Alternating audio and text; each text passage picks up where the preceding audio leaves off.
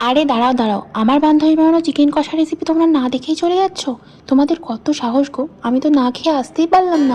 তবে আমি শিওর এই রেসিপিটা তোমরা একবার দেখলে তোমাদেরও জিভে জল চলে আসবে। বান্ধবীর বাড়িতে ঘুরতে গেছিলাম, আর বান্ধবী তো কিছু না খাইয়ে ছাড়বেই না, তো সে আমাকে বলেই বসলো, চল বান্ধবী আজ আমার হাতে স্পেশাল চিকেন রান্নাটা তোকে আমি বানিয়ে খাওয়াবো। আর সত্যি কথা বলতে বারবার না না করলেও বান্ধবীর হাতে রান্না ছেড়ে কিন্তু আসতেও ইচ্ছে করছিল না। তার মধ্যে সে আবার বাঙাল, তো রান্না ছেড়ে আসার তো কোনো প্রশ্নই নেই।